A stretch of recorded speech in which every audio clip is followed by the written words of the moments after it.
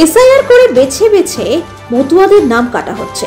একজন মতুয়ার যদি নাম কাটা যায় তাহলে বৃহত্তম আন্দোলনে নামব, এই দাবি নিয়ে মালদার ইংলিশ বাজার শহরে অল ইন্ডিয়া মতুয়া নবসূত্র উদ্বাস্তু উন্নয়ন পরিষদের বিক্ষোভ মিছিল। তৃণমূল নেতা রঞ্জিত সরকারের উদ্যোগে মালদার ইংলিশ বাজার শহরের মিছিল মালদা টাউন হলের সামনে থেকে শুরু হয়। শহরের রাজমহল রোড হয়ে রথবাড়ি মোড়ে গিয়ে শেষ হয়। পাল্টা তৃণমূল নেতা রঞ্জিত সরকারকে তীব্র কটাক্ষ মালদা উত্তরের বিজেপি সাংগঠনিক জেলা সভাপতি প্রতাপ সিংহের।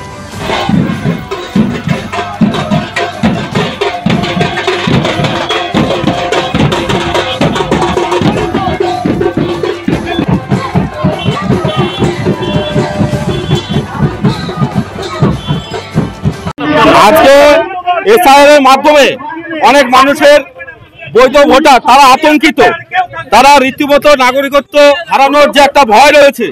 এখানে প্রচুর সংখ্যক মানুষ যারা ভোট দিয়েছে 2024 সালে তাদের এসআইআর করা হবে। অলরেডি গ্রামের মানুষ, সাধারণ মানুষ, মতুয়া নবসূত্র উদ্বাস্তু সমাজের মানুষ যাদের নাগরিকত্ব যে নিয়ে যে একটা ভয় বিতস্ত রয়েছে, আমরা চাই একটা পরিবারকেও, একটা বৈধ ভোটারকেও যাতে ভোটার তালিকা থেকে নাম বাদ না যায়, তার জন্য আমরা রাজপথে আজকে মালদাতেও নেমেছি। বিভিন্ন জেলাতে আমরা নামছি এবং 3 কোটি মতুয়া নবসূত্র উদ্বাস্তু সমাজের মানুষ আজকে এই রাজপথে থাকবে এবং পশ্চিমবঙ্গের বিভিন্ন জেলায় তারা থাকবে।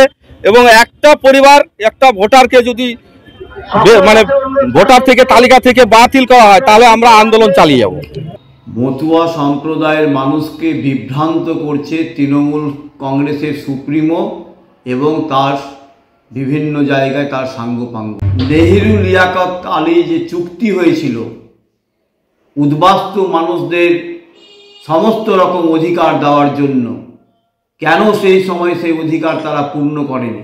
জওহরলাল নেহেরু থেকে আরম্ভ করে কংগ্রেসের যত গভর্নমেন্ট হয়েছে এবং ইউপিএ গভর্নমেন্টের পার্টনার তৃণমূল সুপ্রিমো মমতা ব্যানার্জিও আর তাদের কথা ভাবেনি। ভারতীয় জনতা পার্টি এবং নরেন্দ্র মোদীজির নেতৃত্বে আমরা যে কমিটমেন্ট করেছিলাম উদ্বাস্তু সম্প্রদায়ের মানুষের জন্য, তা আমরা আর 2019 সালে 55 সালের আইনকে আর সংশোধন করে তাদের প্রকৃত নাগরিক দেওয়ার যে কথা, সেটা কাগজে কলমে আমরা করেছি।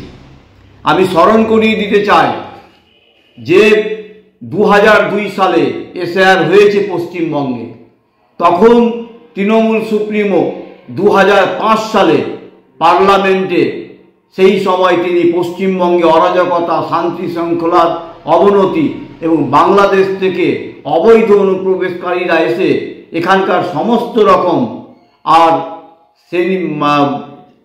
সমস্ত রকম তাদের যে আর ডেমোগ্রাফি চেঞ্জ থেকে আরম্ভ করে রুজি রুটি সমস্ত জায়গাতে আর একটা নতুন করে অশান্তির বাতাবরণ তৈরি করছে।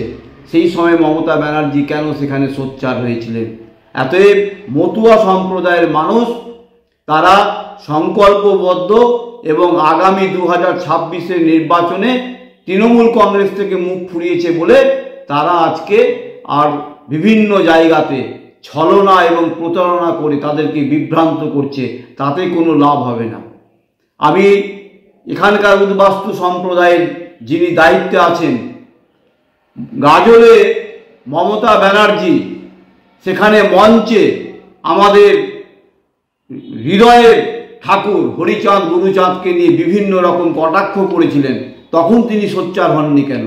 বাংলাদেশে উদ্বাস্তু নরনারী মানুষের উপর অপাশবিক অত্যাচার হচ্ছে, তখন তারা মিছিল মিটিং করছে না কেন?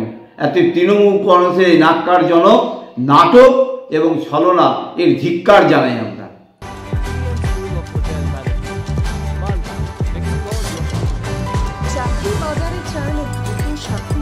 ভরসা রাখুন BM school of hotel management মালদাতে।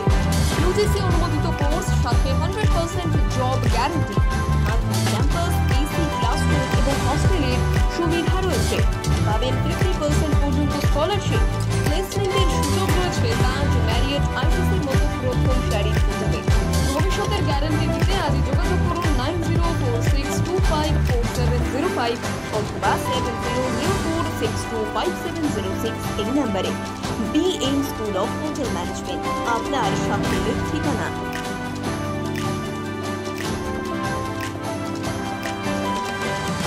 পাথর ছাড়াই প্রতিকার সম্ভব। মালদার প্রাচীনতম ভৃগু বংশ জ্যোতিষী পণ্ডিত এস শাস্ত্রী। দাম্পত্য সমস্যা, বিবাহে বাধা, ব্যবসায় অবনতি, পরীক্ষায় অকৃতকার্যতা, ভাগ্য গণনা, কোষ্ঠী বিচার, ঠিকুচি গোষ্ঠী এবং মৃত্যু ছাড়া সকল সমস্যার সমাধানের জন্য যোগাযোগ করুন জগদম্বা জ্যোতিষ কেন্দ্র, বিবেকানন্দ স্কুলের পাশে, মালদা। মোবাইল 09733027832 অথবা 09332056956।